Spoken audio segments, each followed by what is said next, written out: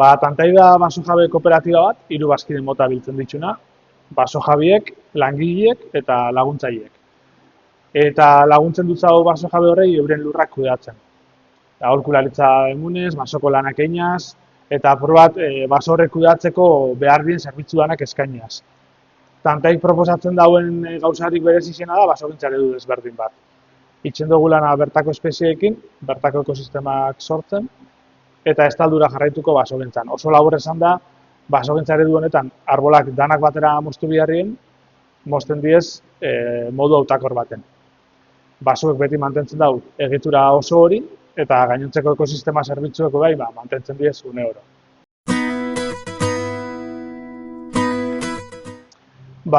Uste gauen zentzu esaukola proiektu kolektibo moduan jartzeak edo proiektatzeak edo. Nolabait, badalako proiektu bat erronka handixe daukona, erronka ekonomikuek, erronka logistikuek, eta kooperatiba honek emuten duzku gaitzasun hori. Apur bat talde handi bat sortzeko, espezializau edana, eta erronka desberdin horrei modu kolektibo baten erantzuteko.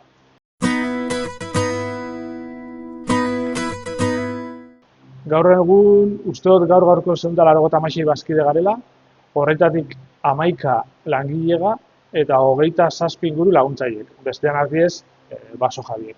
Baso jabiek batzu diez publikuek, beste batzu diez pribatuek.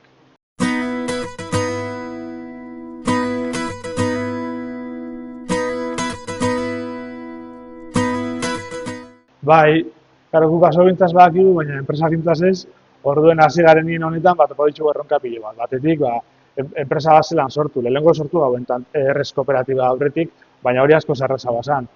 Holako tamainako kooperatiba bat sortzie, ikastie rektore kontseiluak zelan itzen dien, ikastie asamblea orokorrak zelan itzen dien, estatutuek ondo sortzie eta ondo ikastie eta ondo kudeatzie, ondo erabiltzie, horre gauza danak erronka oso handixe diez. Gero proiektu barri bat abiatzen da nien bebai, utzetik abiatzen za, sare barik, gainera gure kasuen baliabide ekonomiko oso urrixekin, orduen hasiera horrek eskatzen da, asko siniztie proiektuen, ordu asko sartzie, eta plangintza hon bat bai, jakitzeko zubitzen zabiltzen lan horrek, etorkizun oparon batera erungo zaitxula.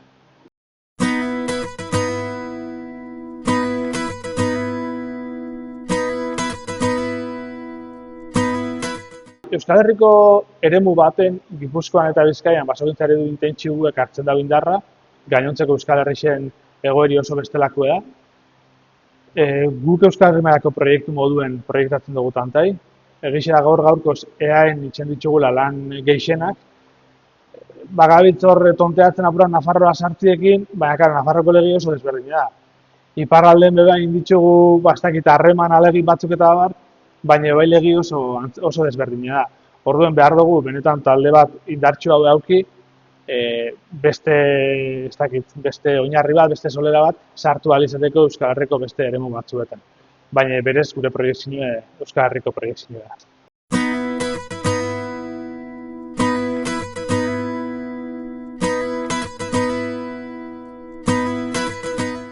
Bai, defendatzen dugun eredu hau asko landu da beste leku batzutan, eta Euskal Herrian bai leku batzutan, izenek adibidez Nafarroko leku batzuetan eitzen da, hau da, basoak kudeatzie, basoek hainbat ekosistema zerbitzu ematen ditxula aintzat hartuz eta onartuz. Adibidez, iratiko oianien egurrasko ataratzen da, baina iratiko oianak badauko beste erabilera pilo bat bai, ez? Metatzen da ura, garbitzen da ura, zeo gisa finkatzen dau, aisialdirako eremu oso garrantzitsua da, perretxiko sortzen ditu, eta sortzen da egitura bat nahiko egonkorra.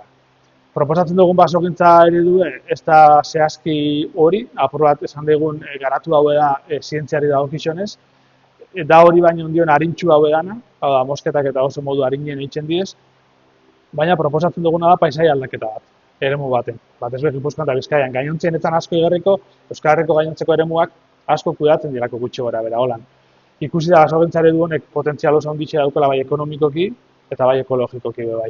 Eta azkenengo urtietan eremu konkretu baten Gipuzkoan eta Bizkaian arazo ekosistemiko oso larrixek aukitzen gabetz batetik arbolak geixotu diezenez, hemendik 10 urtera aurreikusten delako egur oso gutxi aukiko dugula, eta ekoizpen krisi bat, bestetik biodibertsitate krisi oso handi bat, basuek oso egoera txarren dazelako, eta gainontzeko ekosistema zerbitzuak bai, urak kutsatzen ditugu, errekak kutsatzen ditugu, itsasoak kutsatzen ditugu, ematen den ur eta lur galera horregatik, eta bapatien eredu honek ekarri dau porrot bat gizarte osue asumiruten dabiena.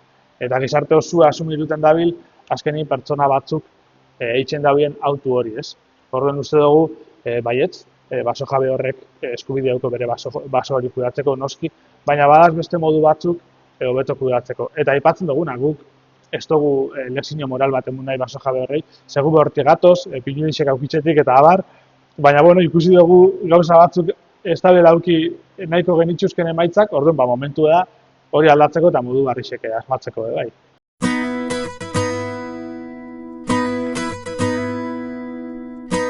Bai, egixe da basogintza alorrien bagarela apur bat olan arraro xamarrak. Ala eta daukogu sektorien lagun desente eta jente desente dago apur bat bide honetan lanien dabiena.